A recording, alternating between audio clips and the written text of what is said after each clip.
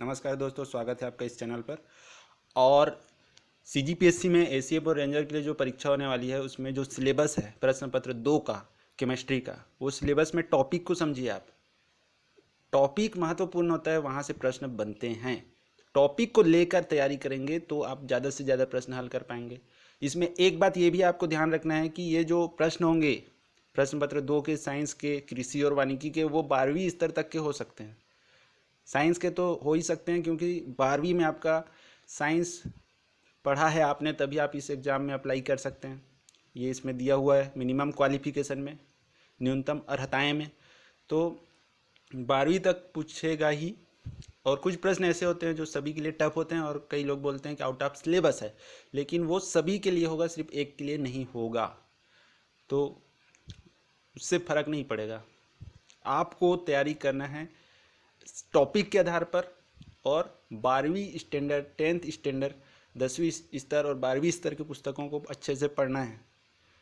पूरा आपने पहली से 12वीं तक जितना भी पढ़ा है साइंस में, वो सब आपको पढ़ना ही है। और आप इसमें टॉपिक को अच्छे से देखें। देखिए क्या कह दिया है। रासायनिक अभिक्रिया की दर का प्रारंभिक ज्ञान, रासायनिक अभिक्रियाओं से संबंधित प्रश्न पूछता है। तीव्र एवं मंद रासायनिक अभिक्रियाएं, उत्क्रमणीय एवं अनुत्क्रमणीय रासायनिक अभिक्रियाएं, रासायनिक साम्य, गति, प्रकृति, अम्ल एवं क्षार, बहुत अच्छा टॉपिक, पीएच पैमाना। और जो आंकिक प्रश्न होते हैं रसायन विज्ञान के, वो पीएच से संबंधित होते हैं। ध्यान देना, पीएच से संबंधित आंकिक प्रश्न पूछे जाते हैं। न्यूमेरिकल जो है रसायन में, वो पीएच से संबंधित पूछे जाते हैं। तो पीएच से संबंधित जितने भी न्यूमेरिकल प्रश्न हैं, प्रैक्टिस करते रहिए। प्रश्न आ गया तो एक एक नंबर क्या, पॉइंट पॉइंट का बहुत फर्क पड़ता है। पॉइंट से एक आदमी चूक जाता है, उस सालों तक फिर उसको इंतज़ार करना पड़ता है अगले एग्जाम के लिए। तो पीएच से संबंधित जितने न्यूमेरिकल प्रश्न हैं वो आपको प्रैक्टिस करना है। अच्छा बुक देख लीजिए। रसायन विज्ञान के बहुत सारे बुक आते हैं कॉम्पिटेटिव एग्जाम से संबंधित, और जो नॉर्मल बुक होते हैं वो भी मिल जाएंगे एनसीईआरटी, एससीईआरटी के, तो देख सकते हैं। ऊष्माक्षेपी एवं ऊष्माशोषी अभिक्रियाएं, कुछ महत्वपूर्ण रासायनिक यौगिक, उनके गुण एवं उपयोग, बनाने की विधि, उत्पादन, जल, कपड़े धोने का सोडा, खाने का सोडा, विरंजक चूर्ण एवं प्लास्टर ऑफ पेरिस। ये जो अभी जो टर्म्स मैंने बोला वो बहुत ही कॉमन है, बहुत बार एग्जाम में पूछा गया है।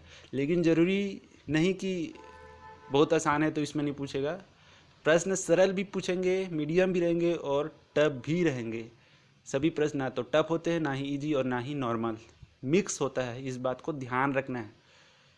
तो देख सकते हैं। उसके बाद भवन निर्माण संबंधी कुछ पदार्थों का निर्माण, चूना, सीमेंट, कांच एवं इस्पात, धातुएं, आवर्त सारणी। आवर्त सारणी बहुत महत्वपूर्ण होता है रसायन में, और यहाँ से प्रश्न पूछे जाते हैं। तो इसको जितना हो सके आवर्त सारणी से संबंधित एमसीक्यू और इसका जो थ्योरी है उसको अच्छे से समझ लें, यहाँ से प्रश्न आएगा। बहुत महत्वपूर्ण टॉपिक है आवर्त सारणी और एक पीएच से संबंधित न्यूमेरिकल। तो इस तरह से आप तैयारी कर सकते हैं अच्छे से टॉपिक को समझकर। उसके बाद है धातुओं की स्थिति एवं सामान्य गुण, धातु, खनिज, धातुओं, ये सब आवर्त सारणी के अंदर ही पढ़ेंगे कि कौन सा धातु किस प्रकार की प्रकृति रखता है, क्या उसके गुण हैं। ये सब बहुत सारे प्रश्न बनते हैं आवर्त सारणी से।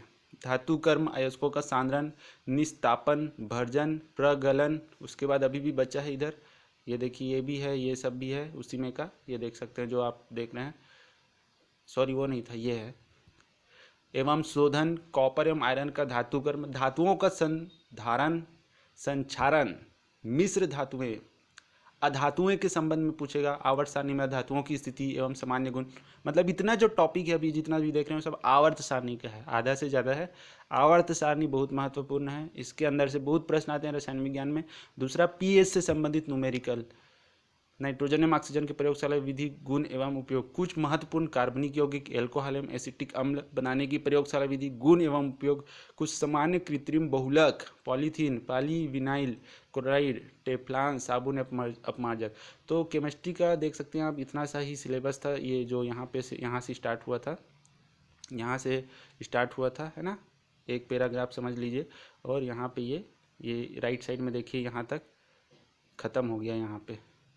तो इसमें आप देखेंगे कि तो आवर्त सारणी से बहुत प्रश्न बनते हैं, पीएच से न्यूमेरिकल बनते हैं, और जितना इसमें MCQ हो उसको भी प्रैक्टिस करना है। रसायन की बात कर रहा हूँ, ये रसायन एक मतलब एक खंड है प्रश्न पत्र 2 में, एक खंड, 7 खंडों में एक खंड। मतलब विज्ञान के अंदर रसायन विज्ञान, भौतिक विज्ञान, जीव विज्ञान आ गया, उसके बाद टेक्नोलॉजी है, उसके बाद पर्यावरण है, उसके बाद कृषि है, उसके बाद वानिकी है। तो इसको पार्ट पार्ट में देखें तो 7 खंड होते हैं। तो रसायन विज्ञान एक खंड है प्रश्न पत्र 2 में। समझ के चलिए कि लगभग 30 प्रश्न या 30 से कम, 30 से ज़्यादा भी हो सकता है।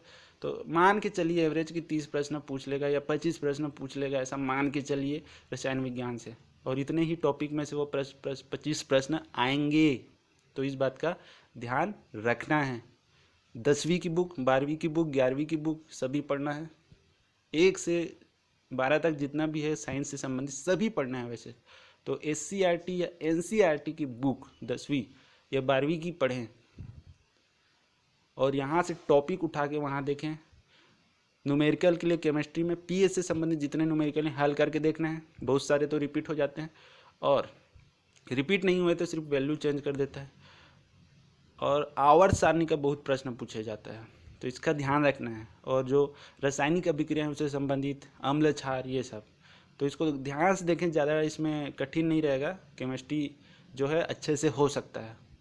क्योंकि अगर साइंस आपने 12वीं में पढ़ा है तो ये उतना आपको टफ नहीं जाएगा। तो शेयर कीजिए, इसको लाइक कीजिए, कमेंट कीजिए, लाल कलर का सब्सक्राइब बटन दबाना ना भूलें और बेल आइकन ऑन करें ताकि वीडियो की जानकारी मिल सके। धन्यवाद। जय हिंद।